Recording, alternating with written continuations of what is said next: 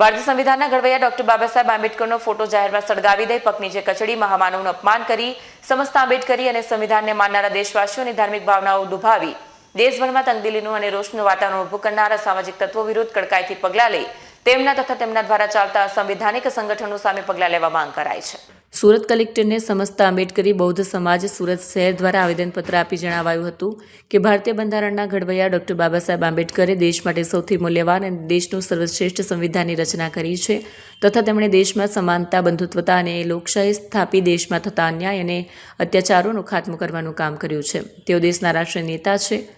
ગત 1 જાન્યુઆરી 2026ના રોજ મધ્યપ્રદેશના ગ્વાલિયર જિલ્લાના પટેલનગ ખાતે સિટી સેન્ટરમાં અનિલ મિશ્રા, મોહિત શર્મા, અભિ દુબે, બાંદેન્દ્ર શર્મા, કુલદીપ કાકરિયા, અમિત ભદૌરિયા, ચૌરવ વ્યાસ સહિતના કેટલાક અસામાજિક તત્વો અને અસંવૈધાનિક સંગઠનોના અસામાજિક તત્વોએ ભારતીય સંવિધાનના ઘડવૈયા ડોક્ટર બાબા સાહેબ આંબેડકરનો ફોટો જાહેરમાં સળગાવી દઈ ફોટાને પગ અને જૂતાઓ નીચે કચડીને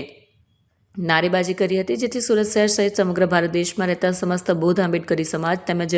સંવિધાન અને સંવિધાનની રચના કરનાર બાબા સાહેબના માનનારા દેશવાસીઓની ધાર્મિક ભાવનાઓ દુભાઈ હતી। દેશના લોકોની ધાર્મિક ભાવનાઓ દુભાવી દેશના રાષ્ટ્રીય નેતાઓનો ફોટો સળગાવી અપમાન કરી સોશિયલ મીડિયા ઉપર અપલોડ કરી વાયરલ કરી દેશની અખંડિતતાને તોડવાનું ગુનાહિત કરનારા સામાજિક તત્વો તથા તેમની મંડળી અને તેમના દ્વારા ચાલતા અસંવૈધાનિક સંગઠનોની સામે તપાસ કરી જવાબદારો સામે કડક પગલાં લેવા માંગ કરી હતી। કુણાલ ભાઈદાસ સોનોને સુરત શહેર આંબેડકરી સમાજનો આગેવાન છું। ગ્વાલિયરમાં અનિલ મિશ્રાના સમર્થકો અને અનિલ મિશ્રા દ્વારા લોકોને વિભાજિત કરીને બાબા સાહેબનો ફોટો ત્યાં બાળવામાં આવ્યો ગ્વાલિયરમાં અને એમના ઉપર ગુનો પણ દાખલ થયો। અને બાબા સાહેબ આ આખા દેશના સંવિધાનના નિર્માતા છે। બાબા સાહેબના પ્રતિબિંબને કે બાબા સાહેબના મૂર્તિને કોઈ નુકસાન પહોંચાડે તો એ અમે સાકી લેવાના નથી। આજે બાબા સાહેબના સમર્થનમાં અને સંપૂર્ણ દેશમાંથી લોકો